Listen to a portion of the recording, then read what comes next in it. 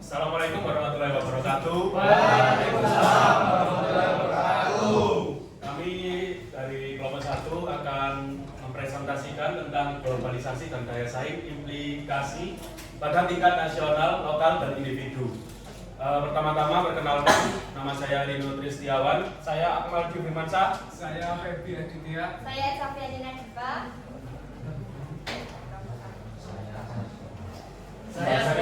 Pertama adalah mungkin definisi dari globalisasi itu sendiri. Globalisasi adalah proses mendunia yang terjadi pada berbagai aspek kehidupan seperti ekonomi, teknologi, budaya, dan politik. Globalisasi memungkinkan orang, barang, jasa, dan informasi untuk bergerak lebih cepat dan bebas ke seluruh dunia. Globalisasi sering dipandang sebagai fenomena ekonomi yang melibatkan peningkatan interaksi dan integrasi sistem ekonomi nasional melalui perdagangan, investasi, dan aliran modal. Selain itu, globalisasi juga mencakup pertukaran teknologi, sosial, dan budaya yang berkembang pesat lintas negara. Nah, ini mungkin ada sejarah globalisasi itu dimulai. Yang pertama itu zaman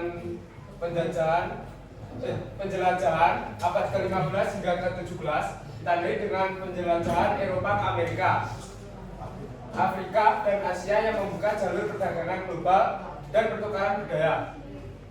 Yang kedua yaitu di zaman revolusi industri, itu abad ke-18 hingga ke-19. Di sini yaitu mempercepat perdagangan internasional, migrasi, dan pertukaran teknologi melalui inovasi seperti mesin uap dan kereta api. Yang ketiga yaitu ada periode pasca Perang Dunia Kedua, yaitu abad ke-20. Di abad ini yaitu mulainya muncul institusi internasional seperti PBB, IMF, dan WTO, serta peningkatan perdagangan global dan komunikasi. Di yang keempat yaitu di era digital, yaitu akhir abad ke-20 hingga sekarang. Di abad ini mulai berkembangnya teknologi informasi dan komunikasi sehingga mempercepat globalisasi dengan memungkinkan interaksi lintas batas lebih cepat dan mudah. Mungkin ada tambahan dari globalisasi dimulai. Sebenarnya kita nggak tahu pastinya kapan globalisasi itu dimulai. Tapi di sini saya menyajikan fakta sejarah yang sudah terjadi. Kemudian untuk batasan globalisasi, yang pertama pertumbuhan ekonomi yang tidak merata. Globalisasi cenderung meningkatkan pertumbuhan ekonomi, tetapi tidak merata. Negara-negara kaya sering mendapatkan keuntungan lebih banyak daripada negara-negara berkembang. Kemudian yang kedua, kondisi geografis. Kondisi geografis menentukan cara hidup dan perdagangan sehingga menjadi batasan globalisasi. Negara yang tidak memiliki infrastruktur dan sarana yang diperlukan berisiko tertinggal. Globalisasi adalah proses integrasi internasional yang terjadi karena pertukaran pandangan dunia, produk, pemikiran, dan aspek-aspek kebudayaan lainnya. Globalisasi membuat batasan-batasan wilayah negara seolah menjadi pudar karena seperti hilang alias jadi tanpa batas. Yang ketiga, kurangnya bisnis lokal. Globalisasi dapat menyebabkan berkurangnya bisnis lokal. Di sini ini ada ciri-ciri globalisasi, yaitu pertama perubahan kemajuan dan perkembangan teknologi di segala aspek. Globalisasi ditandai dengan pesatnya perkembangan ilmu pengetahuan dan teknologi sehingga ia mampu mengubah dunia secara mendasar. Contohnya dengan kemajuan teknologi saat ini yang mampu membuat kita menjadi lebih efisien. Adanya ojek online juga bisa menjadi salah satu tandanya globalisasi yang ada di Indonesia. Yang kedua yaitu pasar dan produksi ekonomi negara yang saling bergantung. Pasar dan produksi ekonomi di tiap negara menjadi saling bergantung akibat dari pertumbuhan perdagangan internasional, peningkatan pengaruh perusahaan multinasional, dan dominasi organisasi World Trade Organization atau WTO. Ini ditandai dengan banyaknya penanaman modal di perusahaan, banyaknya tanam modal di dalam negara.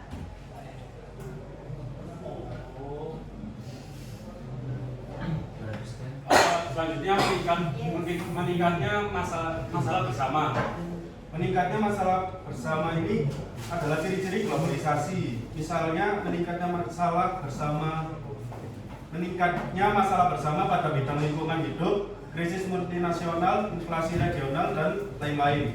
Dalam hal ini, masalah ini harus diselesaikan secara bersamaan. Tidak hanya satu negara saja yang mampu menyelesaikannya. Selanjutnya, adanya aktivitas interaksi dan pertukaran budaya tanpa disadari. Pertukaran budaya menjadi contoh globalisasi dalam kehidupan sehari-hari yang sangat mudah ditemukan. Kemajuan teknologi ini membuat interaksi antar masyarakat dunia secara luas, yang akhirnya akan saling mempengaruhi satu sama lain. Sebagai contoh, kegemaran generasi muda terhadap budaya-budaya asing seperti K-pop dan budaya hip-hop dari barat. Nah, di sini mengapa ICT berdampak terhadap globalisasi. ICT yaitu informasi dan communication technology. ICT berperan penting dalam bisnis dengan mendukung jaringan komunikasi luas, sistem distribusi terintegrasi dan basis data global, memfasilitasi komunikasi industri melalui teknologi canggih seperti telekomunikasi dan ISDN, serta mendukung globalisasi yang meningkatkan persaingan dan menawarkan harga lebih rendah bagi konsumen di internet. E-commerce dan e-business berkontribusi pada globalisasi dengan memfasilitasi perdagangan dan pertukaran informasi secara elektronik, meningkatkan akses produk dan penjualan global. Namun, tantangan seperti keterbatasan akses internet, biaya tinggi untuk membangun bisnis online, serta infrastruktur yang kurang memadai di negara berkembang menghambat pertumbuhannya ICT. Berikut dampak positif dari globalisasi. Yang pertama, globalisasi meningkatkan kualitas individu dengan mempermudah komunikasi dan memperluas mobilitas. Yang kedua, mendorong perubahan tata nilai dan sikap masyarakat menjadi lebih rasional dan terbuka. Yang ketiga, memudahkan akses ke berbagai sumber daya yang pada gilirannya dapat mendorong perkembangan sektor manufaktur. Kemudian yang keempat, meningkatkan kerjasama internasional di berbagai bidang, termasuk ekonomi, pertahanan, kesehatan, dan pendidikan. Yang kelima, memberikan kemudahan bagi bisnis dalam hal penghematan biaya operasional, perekrutan tenaga kerja internasional, dan diverifikasi risiko.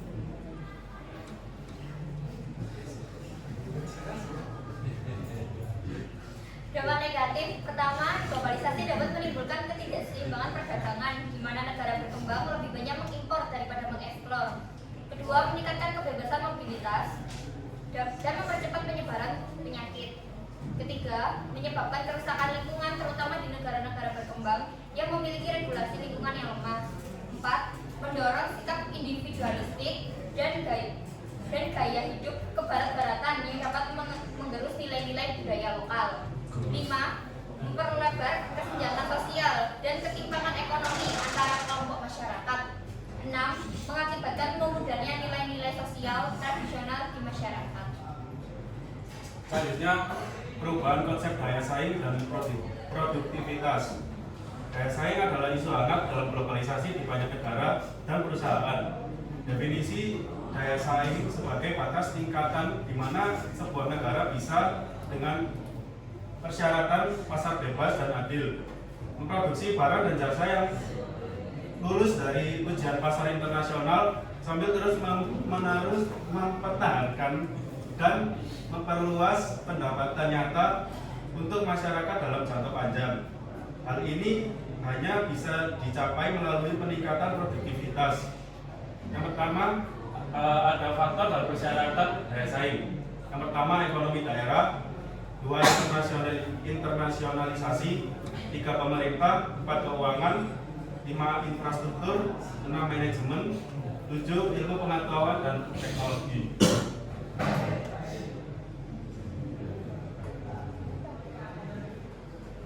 Ini ada perubahan konsep daya saing dan produktivitas.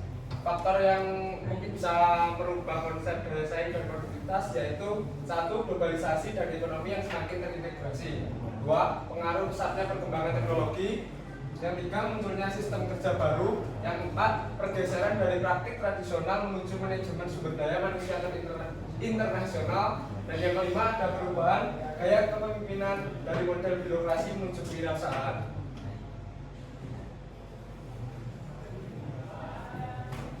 Kemudian kontribusi produktivitas terhadap pengembangan nasional. Produktivitas merupakan isu utama dalam strategi pengembangan nasional karena pengaruhnya terhadap pertumbuhan sosial dan ekonomi. Produktivitas memiliki peran penting sebagai sumber pendapatan dan berfungsi sebagai tujuan integratif dalam kerjasama antara tenaga kerja dan manajemen serta partisipasi pekerja. Perusahaan-perusahaan yang produktif seringkali terkait dengan beberapa faktor pendorong berikut ini. Yang pertama, peningkatan kualitas kerja, kemudian partisipasi aktif pekerja, kemudian penerapan prinsip-prinsip ekonomi pasar, penghargaan terhadap kreativitas dan inisiatif individu, kemudian gaya dan praktik manajemen yang berfokus pada pengembangan sumber daya manusia. Produktivitas bertujuan untuk menghasilkan produk yang dapat diterima oleh semua pihak yang terlibat dan berperan sebagai alat penting dalam distribusi kesejahteraan, menciptakan hubungan industri yang harmonis, dan mendorong partisipasi demokratis pekerja. Paradigma baru dalam meningkatkan produktivitas saat ini tidak hanya berfokus pada efisiensi, tetapi juga efektivitas dengan menekankan nilai yang diciptakan bagi pelanggan seperti kegunaan, kualitas, dan kenyamanan. Untuk meningkatkan produktivitas, perusahaan harus melakukan hal yang benar dengan memahami perubahan kebutuhan konsumen dan merancang produk yang relevan. Tetap melakukan dengan benar melalui perbaikan proses produksi dan distribusi yang efisien, sekaligus meminimalkan dampak lingkungan. Menghadapi pasaran dinamis, kemajuan teknologi, dan perubahan sumber daya, perusahaan harus terus berinovasi dalam produk, proses, dan manajemen. Kolaborasi melalui aliansi dan jaringan kerja menjadi penting untuk meningkatkan daya saing. Memungkinkan perusahaan lebih adaptif terhadap perubahan kebutuhan pelanggan dengan memanfaatkan teknologi informasi dan jaringan distribusi yang cepat dan efisien. Kunci keberhasilan terletak pada inovasi, kolaborasi, dan kemampuan beradaptasi demi produktivitas berkelanjutan. Nah, di sini saya sedikit menyimpulkan ya. Jadi menurut pendapat dari kelompok kami itu, globalisasi adalah proses integrasi dan interaksi antar negara, ekonomi, dan budaya di seluruh dunia. Jadi kesimpulan dari globalisasi mencakup beberapa poin utama, yaitu ekonomi. Ekonomi ini adalah globalisasi meningkat perdagangan internasional, contohnya perdagangan internasional. Yang kedua yaitu teknologi, perkembangan teknologi informasi dan komunikasi yang semakin menjadi peran kunci dalam globalisasi. Yang ketiga yaitu budaya, globalisasi menyebabkan pertukaran budaya yang sangat cepat. Yang keempat yaitu politik, globalisasi dapat memperkuat kerjasama internasional, tetapi juga dapat memunculkan tantangan dalam hal kedaulatan dalam konflik geopolitik. Yang kelima yaitu lingkungan, globalisasi berdampak pada lingkungan melalui peningkatan produksi dan konsumsi global. Secara keseluruhan, globalisasi menawarkan peluang besar untuk pertumbuhan dan inovasi. Jadi itu menurut dari kelompok kami. Mungkin ada pendapat lain dari teman-teman. Ya, sekian itu pemaparan dari kelompok 1, yaitu tentang globalisasi dan daya saing implikasi pada tingkat nasional, lokal, bisa menjadi pemantik untuk diskusi kita selanjutnya. Bila ada teman-teman yang ingin memulai untuk diskusi, bisa dipersilakan untuk angkat tangan. Mungkin yang beda pendapat dari kelompok kami bisa diutarakan. Ya, bisa. Perkenalkan, nama saya Muhammad Abdullah Songko dengan 14.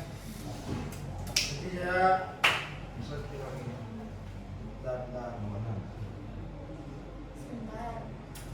yang slide judulnya mengapa ICT berdampak terhadap globalisasi.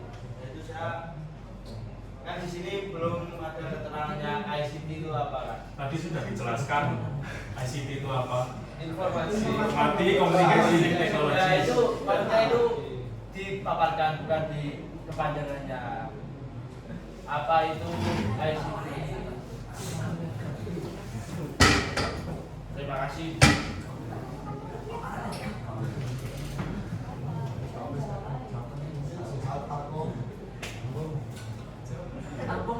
Berarti ICT adalah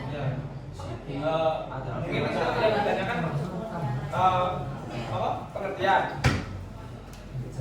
Yang dijelaskan di Nah, jadi ICT ini kan berdampak atau ikut berperan juga dalam globalisasi kan. ICT sendiri yaitu Information and Communication Technology ya. Jadi ini memainkan peran salah satu yang berperan sangat penting dalam era globalisasi. Dan ini salah satu contoh bagaimana peran ICT dalam globalisasi itu tersendiri, yaitu bisa meningkatkan atau mempercepat komunikasi dan akses global itu bisa lebih cepat. Ini kan ICT tentang informasi dan komunikasi teknologi. Jadi perkembangan pesatnya teknologi itu bisa mempercepat komunikasi antar negara. Kan ini yang di dalam globalisasi kan, ICT dalam globalisasi. Apa sudah? atau ada yang mau menambahkan tentang ICT yang diketahui dengan teman-teman? sudah bagus itu.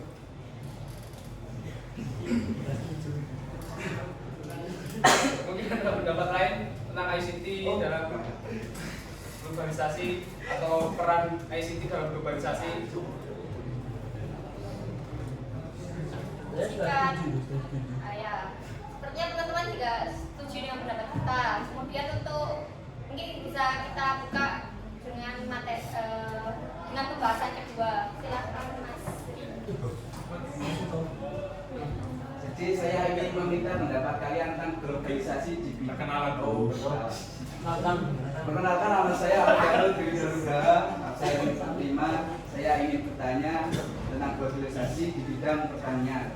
Nah, di bidang pertanian ini di seluruh Indonesia sepertinya kurang karena teknologi pertanian di Indonesia kekurangan karena terbukti dari impor beras kita, yaitu per tahunnya itu bertambah sehingga ekspor kita juga tetap saja. Jadi bagaimana solusinya untuk para petani kita untuk mengembangkan sistem pertanian dalam bidang teknologi di era globalisasi ini? Itu saja. Terima kasih. Terima kasih Mas Dino. Kita tampung dulu. Tampung sebentar ya untuk cari jawabannya. Sabar ya sebentar. Ini menanggapi, kalau mau ada yang menanggapi untuk pembahasan dari Mas Dino itu boleh. Kalau untuk sesi tanya jawab next. Ya. Kita kan di sini berdiskusi.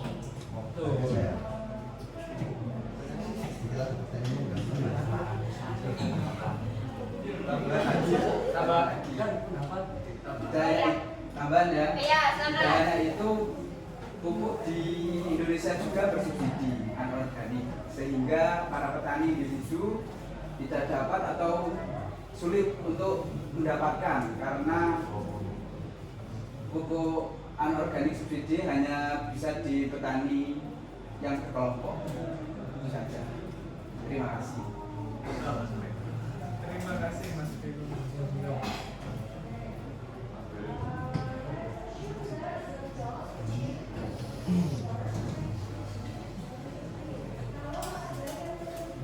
Mungkin ada yang berpendapat. Bantu menjawab. Membantu berdiskusi. Nah, membantu diskusi.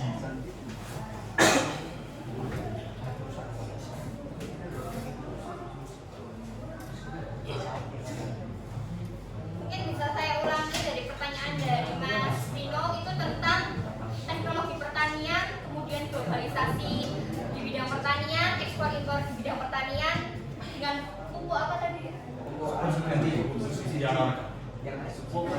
Yang hanya diberikan pada komunitas tertentu di Indonesia. Memang untuk ekspor dan impor di Indonesia itu lebih banyakkan impor kita. Karena sebenarnya bukan karena Indonesia kekurangan lahan pertanian, memang semakin tahun semakin tergerus zaman untuk lahan pertanian. Tapi banyak faktor lainnya, Mas. Contohnya untuk pupuk tadi yang disinggung di akhir itu hanya beberapa bagian yang mendapatkan support pemerintah terhadap pupuk karena tidak meratanya subsidi yang diberikan pemerintah kepada petani.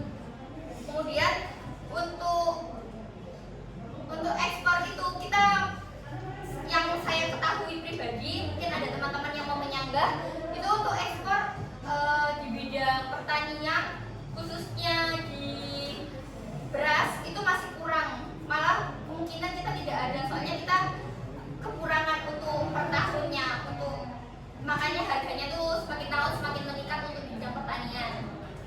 Kalau perihal teknologi itu SDM Indonesia Instruksi. Ya, silakan. Saya menanyakan bagaimana solusinya, bukan Solusinya. ulasannya, ya. Solusinya. Mau berapa kita? Siapa mau? Ya. Berdiri. Saya masih dia absen 18 ini menanggapi dari pertanyaan Mas Vito terkait teknologi pertanian ya. Menurut yang pernah saya baca, jadi untuk saat ini itu ada dari program pemerintah untuk mendukung pembangunan IKN itu salah satunya ada Smart City. Nah, di dalam Smart City itu ada komponen Smart Agriculture, di mana Smart Agriculture itu merupakan pertanian yang berbasis teknologi. Untuk yang saya tahu itu di Smart Agriculture itu ada irigasi otomatis yang menggunakan IoT. Jadi di dalam pertanian tersebut irigasinya itu menggunakan sensor. Jadi sensornya itu nanti mendeteksi kelembapan air jika tanahnya masih kering itu akan melakukan irigasi otomatis. Terus untuk yang kedua itu juga ada aplikasi pertanian yang berisi tentang penjualan hasil tani dan peternakan. Mungkin itu saja dari saya yang saya tahu. Terima kasih. Terima kasih. Silakan pendapat. Silakan, Mas. Tapi dari tambahannya saya masih kurang karena memang masyarakat ini karena lebih ke desa ya, jadi memang masyarakatnya itu kayak kurang bisa teknologi. Terus bagaimana cara mensosialisasikan atau menerapkannya di dalam pertanian di dalam desa itu tersebut. Dari lubuk hati ya, no? Berarti ini lingkupnya desa ya, Mas? Desa, daerah, karena kan Indonesia ini juga kebanyakan besar lingkungannya desa dan banyak pertanian tapi dengan menggunakan teknologi tradisional. Masih belum menggunakan teknologi yang modern. Solusinya Dari lubuk hati banget ya, no? Rasakan. Mau menyanggap deposit. Ya. Saya mau menyanggap dari Mas Vino. Kebanyakan dari daerah atau pedesaan itu sudah memandang cara kita menggunakan teknologi, tapi bagaimana cara buyut kita menanam padi seolah atau itu terus panen itu kebanyakan itu masih menggunakan zaman dahulu, bukan menggunakan teknik. Soalnya kadang kalau ada yang misalkan pakai alat itu loh, Mas, nah itu hasilnya kok ini, nah kebanyakan orang desa seperti itu. Terima kasih. Oke.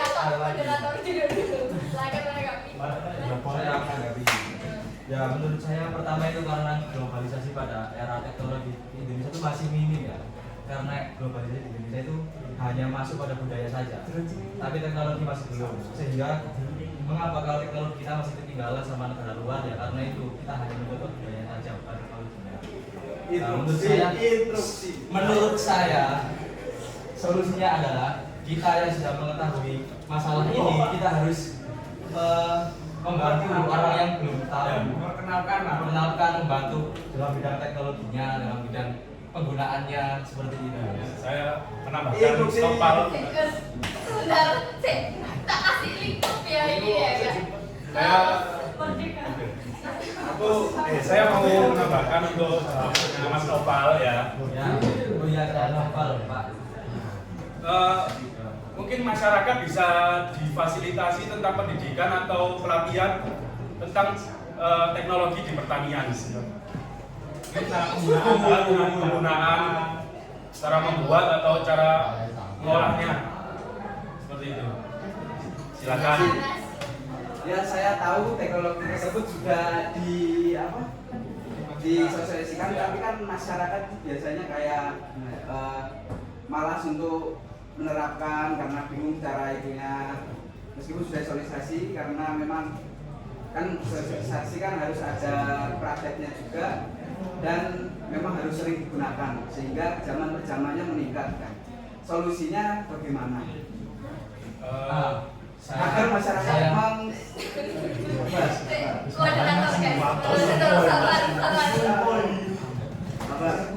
Ya, ngangkat silakan. Langsung. Saya pernah melihat sosialisasi tapi petani-petani pada umumnya itu tidak menggunakannya, lebih ke paling banyak modern. Apakah itu juga karena budayanya, karena sehingga masyarakat itu kurang untuk menggunakan teknologi modern. Ya, terima kasih. Gol. Silakan. Saya kabar Pak Dirna sih. Saya adalah sebelumnya ingin menanggapi dari Mas Ino. Mungkin tadi katanya moderator kan mau dikasih batasan dulu ya. Mungkin dari batasan secara kami mahasiswa. Mungkin untuk di kegiatan kampus itu kan ada namanya KKN sama PKM. Nah itu untuk di awal-awal itu kan ada PKM dan PKM itu kan ada beberapa macam ya. Ada PKM PI, PKM KI dan seterusnya. Nah di salah satu PKM tersebut ada yang namanya membuat kayak alat atau inovasi teknologi dan diimplementasikan ke masyarakat langsung. Nah itu pasti melewati dengan adanya sosialisasi di desa atau daerah tersebut. Dan mahasiswanya itu nanti akan menjelaskan kepada yang bersangkutan seperti petani dalam cara menggunakan alat tersebut atau teknologi tersebut. Dan untuk di semester akhir mungkin ada KKN. Nah itu KKN kan langsung terjun ke desa atau daerah tersebut yang masih tertinggal. Nah di situ KKN itu ada beberapa program untuk membangun atau membangun desa tersebut dengan cara mungkin memberikan atau membuat alat atau teknologi yang berkaitan dengan pertanian di desa tersebut. Itu Mas Ino. Ini Belum dulu ya. Saya selaku moderator, untuk pendapat Mas Noval dulu diutarakan. Mungkin Mas Vino bisa nyimak dulu pendapat yang lain. Mungkin ini ya dari pendapat kami ini yang tidak ada ujungnya ya. Ini tadi kan Mas Vino ini maksudnya kan di masyarakatnya itu kan kurangnya perkenalan atau cara penggunaannya alat yang masih mungkin melihat daerah di suatu daerah itu mungkin masih menggunakan alat tradisional ya. Jadi kurangnya penggunaan alat yang modern. Nah mungkin ini kan globalisasi ya. Globalisasi kan interaksi antar dunia. Jadi yang dilihat Mas Vino tadi kan mungkin lingkupnya masih di desa atau di daerah ya. Jadi globalisasi ini juga mungkin kan di daerah itu kan ada suatu kepala daerah ya, kepala daerah, terus ke atasnya, jadi pemerintah itu kan yang di atas itu mungkin sudah memperkenalkan yang ingin memajukan sektor pertanian, mungkin alat-alat pertanian yang lebih modern. Jadi ini tinggal interaksinya aja, yang dari atas penyampaiannya yang dari ke bawah, mungkin kepala daerah ke masyarakatnya. Itu jadi sosialisasinya itu mungkin kurang untuk pengenalan atau cara penyampaian tentang penggunaan alat. Jadi masyarakat tersebut kan masih kebingungan, masih mungkin juga harganya yang lebih mahal untuk yang teknologi pertanian yang lebih modern. Jadi mungkin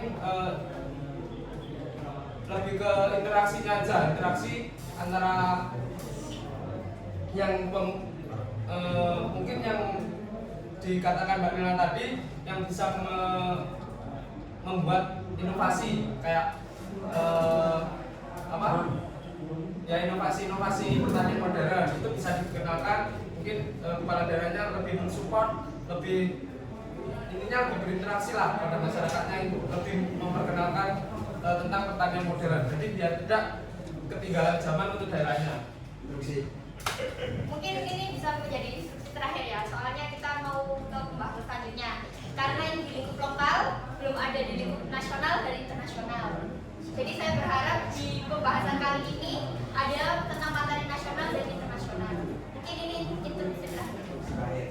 Jadi gini, secara modernisasi ini teknologi semakin berkembang ya.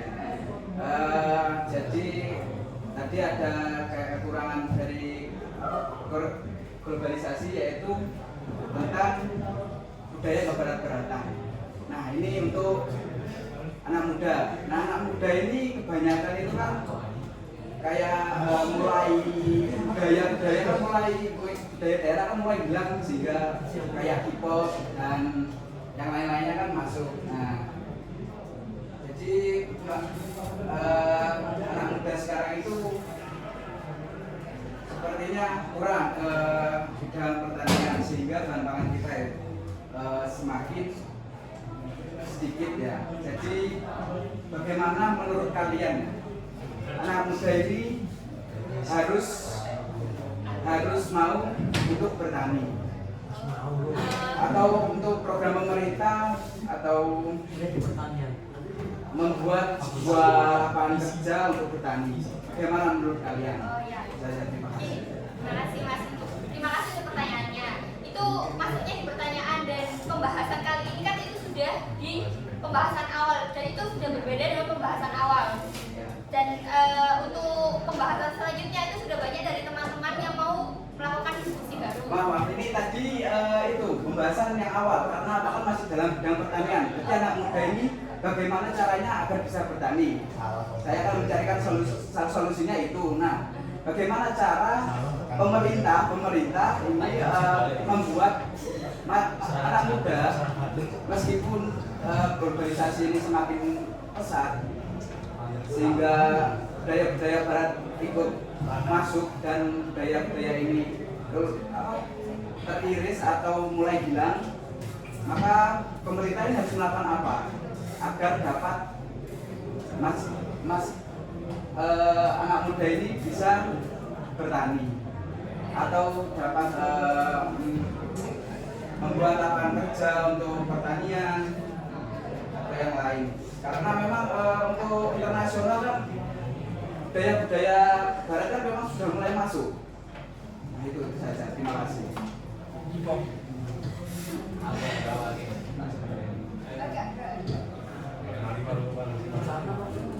Tahu interupsi itu menyangga pendapat orang lain. Itu ya sanggahan loh. Ini kan tadi pertanyaannya tentang pertanian ya, pertanian tapi lebih ada tambahan lagi tentang Enggak, izin meluruskan, maksudnya dari Anda tadi itu kan tadi yang katanya mahasiswa itu bakal ada PKM, akan ada KKM. Sedangkan globalisasi yang terbaru, mahasiswa itu terkena dampak K-pop, terus kebarat-baratan. Jadi apa peduli mereka terhadap pertanian tadi, dan apakah ada dari pemerintah memberikan solusinya agar mahasiswa tetap mau juga untuk bertani? Kita di sini juga masih ada jurusan pertanian. Apakah ada pertanian tidak Interupsi. Bentar. Kalau orang ngomong kamu potong itu namanya tidak sopan. Pertama, saudara-saudara. Kemudian Namanya juga profesor. untuk pendidikan dan pelatihan dari mahasiswa sendiri itu sudah ada. Mungkin untuk di bidang pertanian, karena kita di jurusan teknik, itu kita tidak mengetahui secara pasti apa langkah konkret yang dilakukan oleh anak-anak jurusan pertanian. Tapi saya yakin untuk pemerintah sudah melakukan beberapa program, untuk mahasiswa sudah melakukan pendidikan dan pelatihan untuk mengembangkan pertanian di Indonesia. Seperti itu, Mas. Mungkin untuk materi untuk pembahasan ini bisa saya tutup di bidang pertanian dan di bidang lokal. Mungkin akan saya buka di bidang nasional dan internasional. Untuk yang memiliki pembahasan baru bisa angkat tangan. Ya. Perkenalkan, nama saya Tegal Gautama, nomor absen 23 dari kelompok 6. Berdasarkan dari apa yang telah dipaparkan serta dampak-dampak positif negatif yang telah diberikan tadi, dan beberapa pertanyaan mungkin sanggahan dari teman-teman, di sini kita pasti setuju ya bahwa era globalisasi ini semakin kompleks. Betul. Saya ingin bertanya, menurut kalian interaksi apa yang sangat berperan penuh dalam kebijakan nasional sesuai yang diberikan tadi dalam kancah nasional, dan keterampilan individu yang dapat mempengaruhi daya saing suatu negara di kancah nasional terlebih dahulu saja. Dan jika diposisikan pada porsi mahasiswa saat ini, menurut kalian strategi yang relevan untuk berkontribusi pada peningkatan daya saing itu seperti apa dalam kancah nasional terlebih dahulu saja? Mungkin cukup sekian dari apa yang bisa saya tanyakan.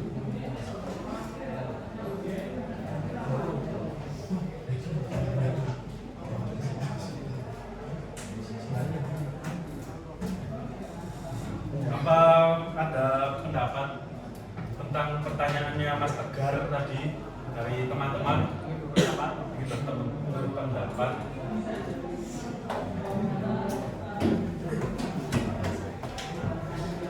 Mungkin saya ingin menanggapi salah satu topik yang tadi sudah dikatakan Mas Tegar tentang strategi yang relevan untuk pengembangan produk yang dimiliki Indonesia di kancah global.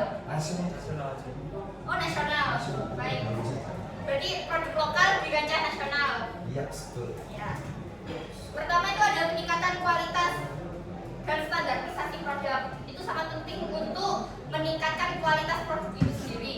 Kan kita kalau di tingkat nasional itu ada standarisasi produk tertentu kan. Seperti makanan itu ada standarnya sendiri, kemudian keamanan ada standarnya sendiri. Itu untuk yang di Indonesia lagi ramai sekarang kan juga skincare. Itu juga ada standarnya sendiri kan. Bisa di BPOM dan lain-lain. Menurut saya di tingkat misalkan saya memberi contoh di skincare, itu udah untuk pengembangan skincare lokal itu sudah berkembang tidak kalah, untuk daya saingnya itu tidak kalah dengan produk-produk internasional. Dan dari segi harga juga masuk di kantong masyarakat Indonesia secara umum. Kemudian ada pengembangan inovasi dan teknologi. Jadi untuk daya saing sendiri kita harus mengembangkan inovasi dan teknologi. Kita harus mengetahui permintaan pasar di bidang nasional itu seperti apa agar tidak kuno. Jadi kita bukan merubah, tapi kita harus selalu upgrade, tapi dengan apa yang sudah kita miliki seperti itu. Kemudian ada yang paling penting itu di bidang penguatan branding dan pemasaran. Karena produknya bagus, kemudian sudah berstandarisasi, tapi kalau tidak ada penguatan branding dan pemasaran, maka konsumen tidak akan mengetahui apa yang produk itu.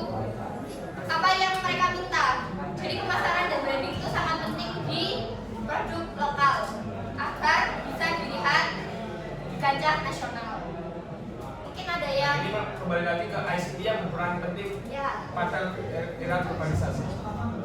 Bye.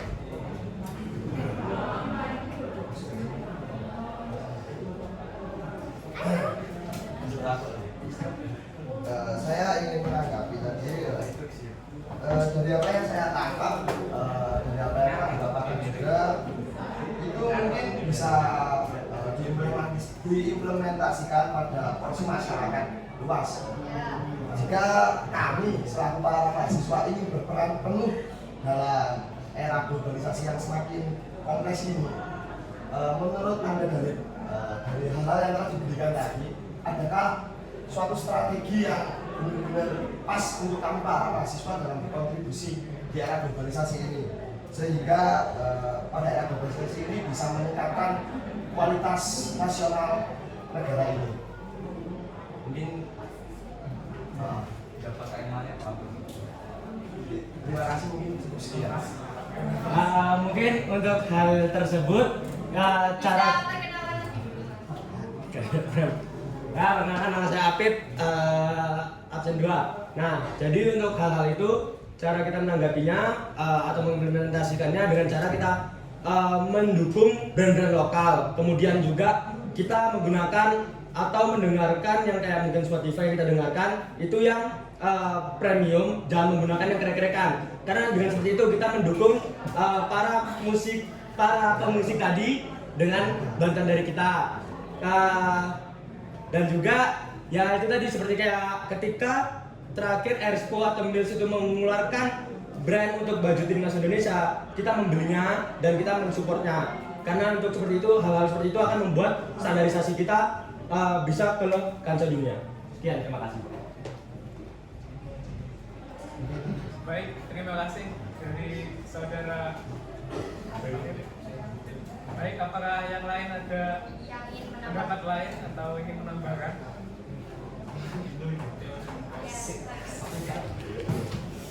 Saya Nirna ingin menambahkan jawaban dari Mas Afif. Mungkin untuk strategi yang bisa dilakukan mahasiswa dalam usaha pendidikan nasional itu, di setiap kampus itu kan pasti ada UKM kewirausahaan, di mana di UKM tersebut pasti diharuskan mahasiswa untuk menghasilkan produk untuk dijual, dan pastinya di dalam UKM tersebut pasti diharuskan untuk memiliki kualifikasi produk yang sudah standar nasional. Nah, untuk selanjutnya di kampus juga akan terdapat PKM yang dimana PKM tersebut juga kewirausahaan.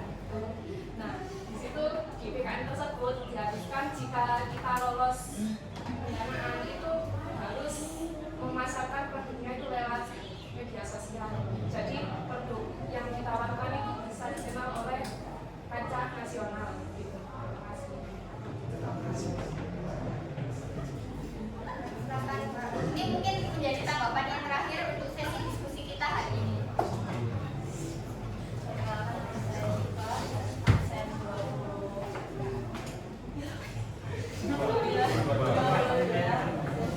Tambahkan dari Mbak Cina, mungkin dari tingkat mahasiswa sendiri jika ingin berpartisipasi dalam globalisasi ini bisa dengan cara yaitu kita melihat ke sisi internasional, karena biasanya kan internasional itu yang dianggap paling wah, paling bagus gitu produknya. Kita yang pertama bisa amati dulu, lalu yang kedua kita bisa tiru dan juga modifikasi, dan dari situ kita mendapatkan nilai-nilai plus yang bisa kita upgrade lagi lebih bagus dari dunia internasional. Sesi diskusi kita hari ini sangat baik sekali teman-teman. Terima kasih atas segala materi pembahasan Bapak yang sudah terjadi hari ini.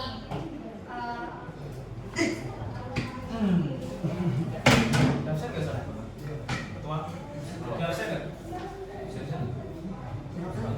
Ngomong lagi. Absen nih. Masuk kamera. Abdan Yuli, Afif, Dir.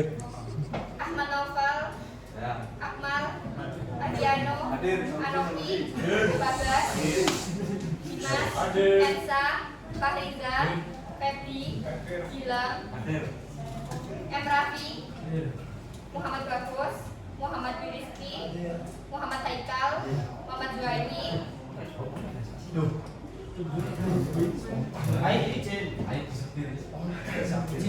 Muhammad Juwaini, izin, Nilna, Raihan, Riki, Rino, Siva, Tegar. Sekian dari kelompok 1. Bila ada salah kata, saya mohon maaf. Wassalamualaikum warahmatullahi wabarakatuh.